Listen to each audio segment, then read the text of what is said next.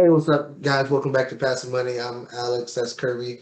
Uh, let's do that in reverse. I'm Kirby. That's Alex right there. The previous video we were supposed to talk about investing outside of your local area, but then we pivoted and went towards why the properties in our local area are uninvestable to give a positive cash flow for us as investors currently in the market. We're in the Florida, the Tampa area, and the housing prices are exorbitant. So this video, which should have been the last video, we're going to talk about going outside your comfort zone to find a deal, or going outside your local area to find a deal. With that, Alex, let's go.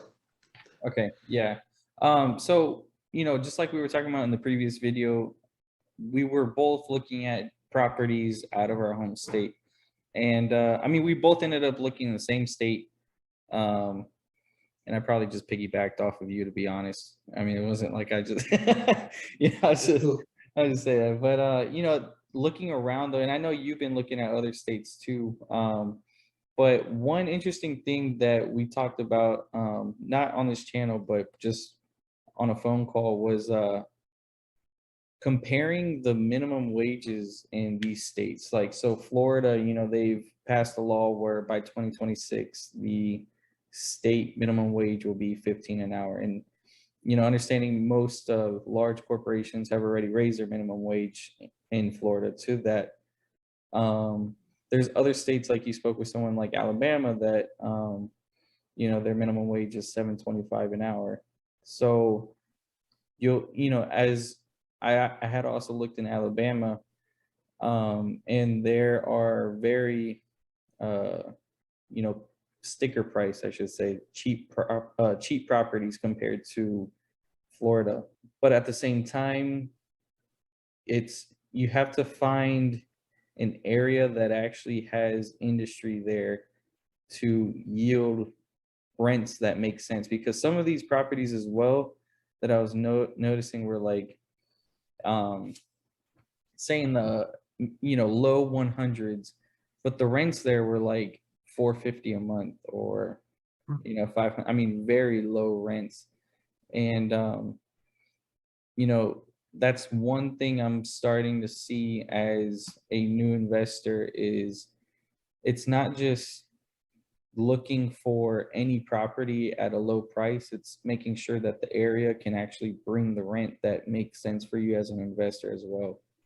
And that's one thing I'm learning a lot in, getting involved with this. But that is definitely something I'm seeing. But what are you seeing? I mean, is this your first?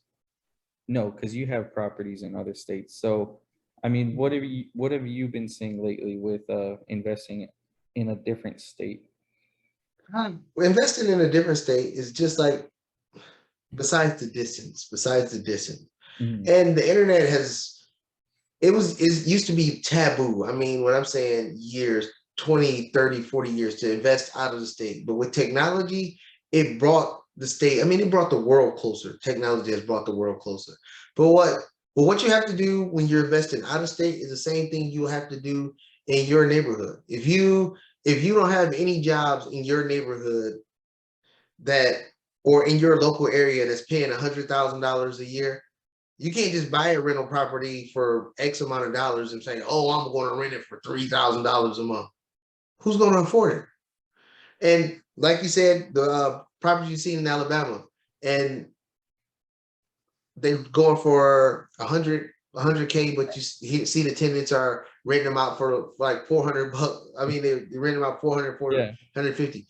And the thing is that's probably the 1% room for the person who bought it for $40,000 years ago, but they never raised the rent, and that causes a problem. Also, for trying to sell it at a higher price, you're selling a product that probably damn well can't get rent up to $1,000 a month for that property, but you're selling it like it is.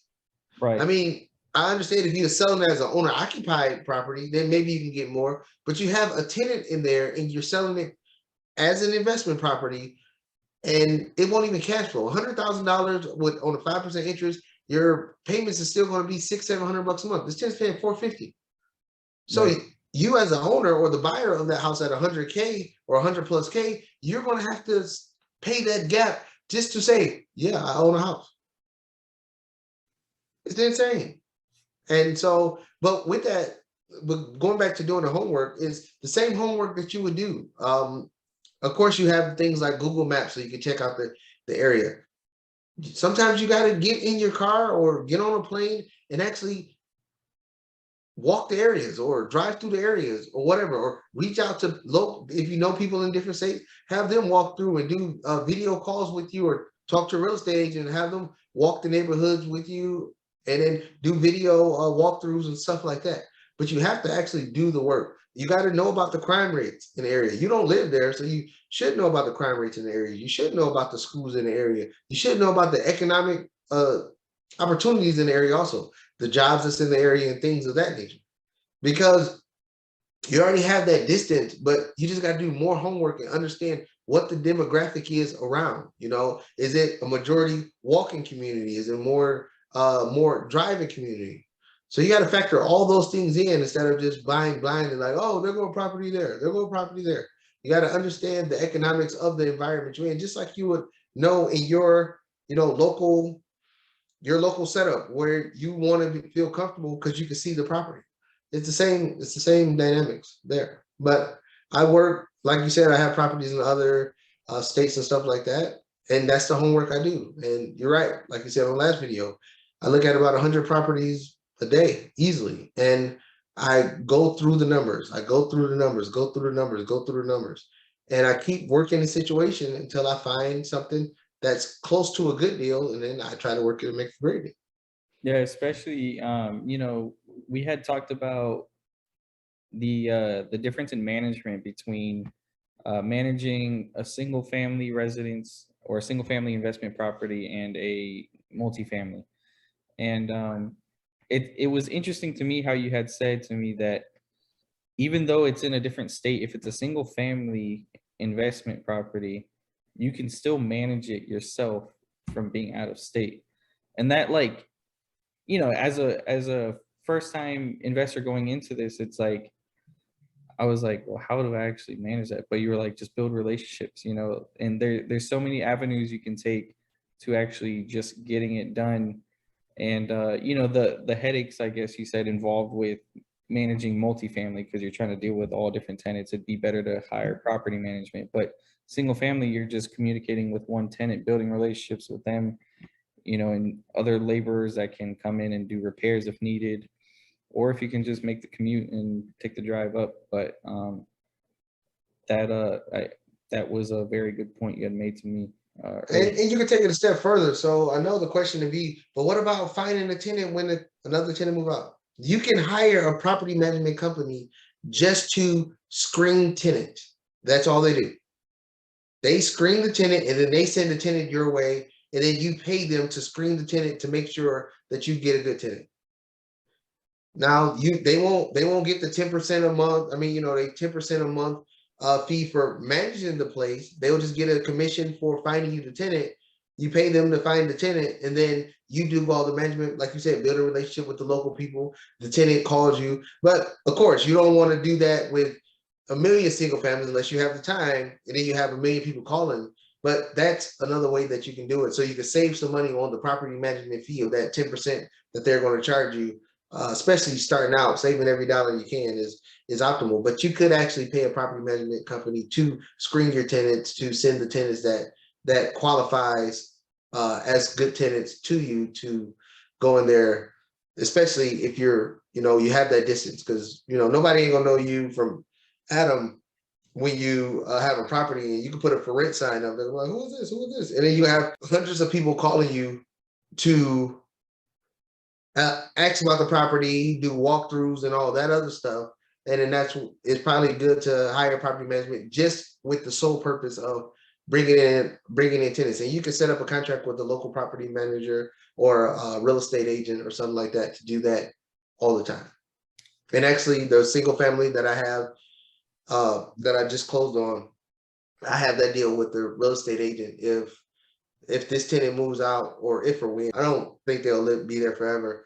My plan is just to stick with the plan that I have now only have this person move out, and then the person that's coming to relieve this tenant from their duties working this job to just hand off the property to them, and they keep renting it, keep renting it. But if that doesn't work, and depending on the size of the new person coming in, they might have a bigger family or whatever, or what have you, I have a deal with the real estate agent that they will go do the tenant screening for me to place tenants into the property. So that takes that big headache off, and they only have to talk to me about if repairs are needed or if something happens to the property. Yeah, there's so many avenues, learning on this that you can take to make the deal work for you and close the deal. I think, like you had mentioned to me, if you analyze it too much, you'll get paralyzed. Analysis paralysis. It's very true.